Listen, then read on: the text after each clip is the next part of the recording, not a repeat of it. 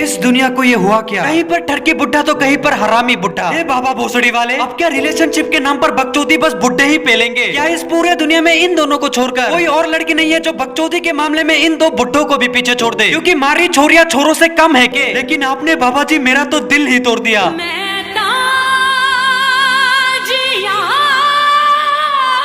आखिर आपके राज में इतनी बड़ी हिपोक्रेसी क्यों?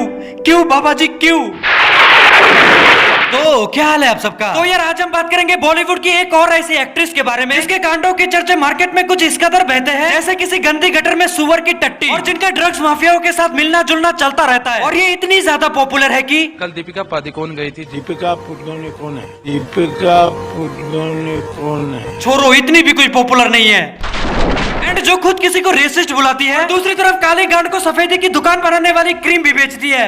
It's not just ignorance, but it's also racist. Two people of similar color are not the same people. Wait a minute. Who are you? And तुम्हारे general information के लिए बता दूं कि इसने अपनी सुनहरी शक्ल चमकाने के लिए प्लास्टिक सर्जरी भी करवा के रखा है। मतलब ये उन लोगों में से है जिनके अंदर चूतियापो वाले सारे गुण शरीर के हर छेद से दौड़ रहा होता है, लेकिन किसी दूसरे को चूतिया बुलाने में इन्हें बड़ा मजा आता है। मजा आया।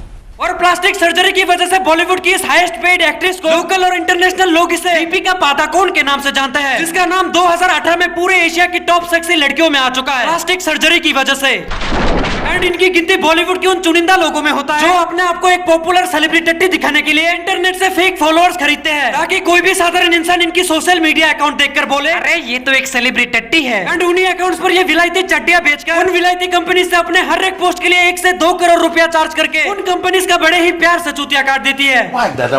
This is business. और इसकी रिलेशनशिप स्टेटस जिसे सुनने के बाद शायद हमारे महेश भोसड़ी वाले भी बिस्तर से कूदकर अपनी जान दे देंगे। और भगवान करे मेरी ये बात सच हो जाए। ऊपर से बिस्तर की हाइट भी चाचा जी के हिसाब से बहुत ज्यादा ऊंचा है, तो मरना तो कंफर्म है। सही पकड़े हैं। तो दीपिका पादुकोण की ऑफिशियल प्यार मोहब्बत वाली जिंदगी का आरंभ होता है निहार पांड्या के साथ, जो हार्दिक पांड्या का भाई तो बिल्कुल नहीं है। और इसके साथ हमारी दीदी 3 सालों तक लिविंग रिलेशनशिप में थी। अब लिविंग रिलेशनशिप का मतलब समझते हो ना तुम लोग? अगर नहीं भी समझते तो भी कोई बात नहीं, क्योंकि मैं बैठा हूँ ना तुम्हें समझाने के लिए। तो लिविंग रिलेशनशिप का साफ मतलब ये होता है कि गाड़ी चाहे तुम जैसे मर्जी चला सकते हो, बट उसका पेपर नहीं बनवा सकते। और कसम बाबा भोसड़ी वाले की, मेंटोस जिंदगी से भी ज्यादा मजेदार है ये वाला जिंदगी।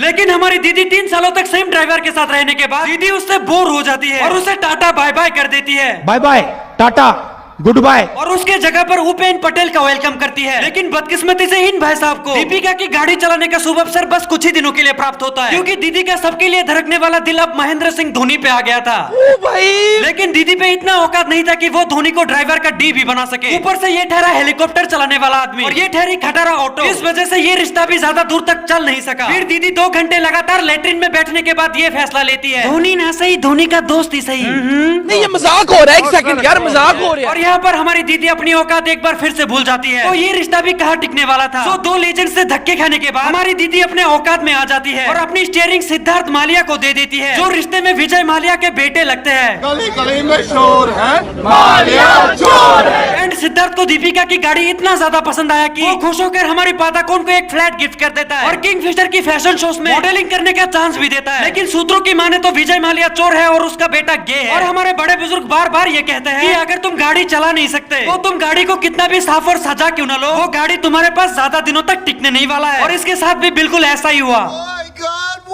फिर इसकी सपनों की सड़क पर एक और नया ड्राइवर एंट्री मारता है, जिसका नाम था मुजम्मिल इब्राहिम, जो 1 साल तक इसकी गाड़ी बड़े मजे से लेता है। मेरा मतलब चलाता है। लेकिन 1 साल में हमारी दीदी इससे भी बोर हो जाती है। ऐसे मोहब्बत नहीं चलती। बट इस बार मैडम अपने लिए जो ड्राइवर चूज करती है वो कोई ऐसा वैसा साधारण ड्राइवर नहीं है। साइकिल से लेकर मारुति 800 तक हर तरह की चीजों को चलाने का परम ज्ञान प्राप्त है इन भाई साहब को। और इस लेजेंडरियस ड्राइवर को बॉलीवुड की 70% लड़कियां अपना एक्स कहकर बुलाती है, और हमारे जैसे तमाशा देखने वाले लोग इसे रणवीर कपूर के नाम से जानते हैं। बट इन भाई साहब के साथ दीदी की स्टोरी में एक ट्विस्ट आता है। नॉर्मली हर बार हमारी दीदी बोर हो जाती है, लेकिन इस बार तो रणवीर कपूर से धोखा मिलने के बाद हमारी दीदी डिप्रेशन में चली जाती है। बहनचोद यही तो होता है। अपने साथ बॉयफ्रेंड्स के साथ लॉयल रहने के बाद भी जब तुम्हें पता चलता है कि तुम्हारा अनऑफिशियल पति तुम्हें चीट कर रहा है, अब डिप्रेशन तो होगा ही। हाँ, वो बात बेशक अलग है कि नाटक कर रही थी भोसड़ी वाली, क्योंकि दीदी को ये अच्छे से पता है कि हमारे देश में किसी रेप विक्टिम को जस्टिस मिले ना मिले, लेकिन इंटरनेट पे मगरमच्छ की आंसू बहाती हुई लड़की को देखकर सिंपैथी बाल्टी भर के दिया जाता है। धिक्कार है हम पर। तो इसी चीज का फायदा उठाते हुए दीदी ने लाखों में फॉलोअर्स छाप लिया और साथ में डिप्रेशन भगाने का धंधा भी खोल लिया। एंड अपने उसी कंपनी का प्रमोशन करते हुए हमारी दीदी सुशांत के डेथ के बाद अपने ट्विटर पर डिप्रेशन से रिलेटेड 11 पोस्ट डालती है, जिसमें से एक पोस्ट में ये लिखा था, depression is from mental illness. मतलब इन बॉलीवुड वालों के हिसाब से लौंडा मेंटली एकदम टनाटन है, लेकिन ये मेंटली बीमार है। एट द एंड 7 डीजे वाले बाबुओं के साथ अपना गाना बजा लेने के बाद फाइनली इन्हें अपना सपनों का राजकुमार मिल ही जाता है। फिल्म में मुझे शायद ही रानी नहीं मिली, लेकिन मुझे रियल लाइफ में मुझे मेरी रानी मिल गई। And I love you. अरे दीदी, सारा खजाना तो अपने गरीबों में बांट दिया, अब राजकुमार के हाथ में खाली कटोरा थमाकर ये ब्लूटूथ चुम्मी देने का मतलब क्या बनता है? डिजिटल इंडिया पाएंगे इनकी माँ का जदों। और इस सड़क छाप राजकुमार को इस पूरी दुनिया के कुछ लोग रणवीर सिंह के नाम से जानते हैं, जिसे फैशन के नाम पे अपनी बीवी के कपड़े पहनने का कुछ ज्यादा ही शौक है। एक सेकंड, ये ड्रेस कुछ जाना पैसा ना सा नहीं लग रहा? तो इस ड्राइवर के साथ कुछ दिन रहने के बाद हमारी दीदी इससे शादी कर लेती है, क्योंकि तब तक दीदी को भी ये पता लग चुका था कि इस गाड़ी पे अब सर्विसिंग नहीं सीधा बैंड लगेगा। तो शादी कर लेना ही इनके लिए बेस्ट ऑप्शन था। एंड ये शादी बस दीपिका और रणवीर का नहीं था, ये शादी था ओप्पो और वीवो की शादी, एशियन पेंट्स के साथ नेरोलैक की शादी और भोसड़ी वाले के साथ भोसड़ी वाली की शादी। तभी मैं माफ करना, गुस्से में इधर उधर निकल जाता हूँ। अब इतने सारे लोगों के साथ खुल्लम खुल्ला बकचोदी पेलने के बाद भी लोग इसके नाम पे मोटिवेशन स्पीच देते हैं, क्योंकि हम एक ऐसे समाज में रहते हैं जहाँ पर रणवीर कपूर को फकबॉय कहा जाता है और इसे स्ट्रॉन्ग एंड इंडिपेंडेंट वुमेन कहा जाता है। अब मेरा मानना ये है कि अगर ये चूतिया है तो ये भी चूतिया ही है, और अगर ये इंडिपेंडेंट है तो ये भी इंडिपेंडेंट ही है। इक्वालिटी। तो आप बात करते हैं इसकी जिंदगी में उथल पुथल मचा देने वाली कुछ कंट्रोवर्सीज के बारे में। ऐसे तो ये मैडम ज्यादातर कंट्रोवर्सीज में नहीं दिखाई देती, लेकिन 5 साल पहले फेमिनिज्म के नाम पर इनका एक बकचोदी से भरा हुआ वीडियो आया था, जिसके बोल कुछ इस तरह के थे, माय चॉइस टू मैरी और not to marry, to have sex before marriage, to have sex outside of marriage. इस लाइन को सुनने के बाद इस पूरे दुनिया में बस 7 लोगों को ही मजा आया होगा। अभी मजा आएगा ना भिड़ो। एंड हो सकता है एक बंदा डिप्रेशन में भी चला जाए, तो दीदी प्लीज उसे अपने डिप्रेशन भगाओ केंद्र में एडमिशन दिलवा देना।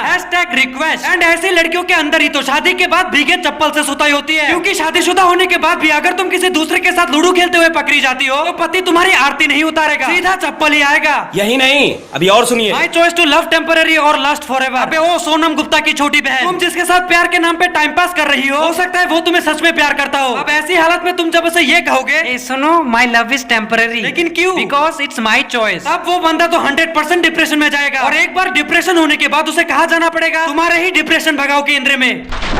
My choice to come home when I want. Don't be upset if I come home at 4 AM. And सुबह 4 बजे घर आने के बाद अगर तुम्हारा बाप तुम्हें घर से लात मार के बाहर निकाल दे, तब ये मत पूछना पापा आप मुझे ऐसे कैसे घर से बाहर निकाल सकते हैं? Because it's your father's choice. My choice to have your baby or not. इसीलिए शायद। अब देखो, फेमिनिज्म कोई बुरी चीज नहीं है, बट कुछ लोगों ने इसे इतना टॉक्सिक बना दिया है कि अब अगर कोई लड़की किसी के सामने जाकर बोले, तो मेरी बहनों और उनकी भाइयों, मैं एक फेमिनिस्ट हूँ, तो सामने वाला इंसान तुम्हारे मुंह पे गोबर फेंक के मारने से पहले 1 सेकंड भी नहीं सोचेगा, क्योंकि पहले फेमिनिज्म लड़कियों को समान अधिकार देने के लिए था, लेकिन अब पूरे दुनिया को रेंडी खाना बनाने के लिए है। एंड शायद इसीलिए आजकल ये बच्चे भी कहते हैं तो खैर यार, आज के लिए बस। उम्मीद तो यही है कि तुम्हें वीडियो पसंद आया होगा। अगर तुम्हें वीडियो पसंद आया तो यार प्लीज मेरे चैनल को सब्सक्राइब करो और वीडियो को लाइक भी कर दो, और इंस्टाग्राम पर फॉलो करना चाहते हो तो लिंक तुम्हें डिस्क्रिप्शन में मिल जाएगा। तो मिलते हैं नेक्स्ट वीडियो में, तब तक के लिए take care and bye bye. Ranveer, तुम मुन्नी की कोठे पे क्या करने गए थे? बेबी वही जो सब करने जाते हैं। तुम मेरे साथ ऐसा कैसे कर सकते हो? क्योंकि it's my choice to have sex after marriage और आउटसाइड ऑफ मैरिज। लेकिन तुमने तो कहा था तुम मुझसे सच्ची मोहब्बत करते हो। It's my choice baby, to love temporary और लस्ट फॉरएवर। मैंने कहा fuck fake feminism, fuck fake feminism कईयों का धंधा, ये गूगल करो पहले इसका मतलब क्या होता है। वक्त नहीं है इतना तो रुक मैं बताता हूँ, अगर तेरे पास अब इतनी अक्ल ना है, लड़का हो या लड़की हक बराबर होना चाहिए। इट्स हर चॉइस के बात ना घुमाइए, रेप की सजा भी सजाए मौत होनी चाहिए। झूठे रेप केस पे लड़कियों को लटका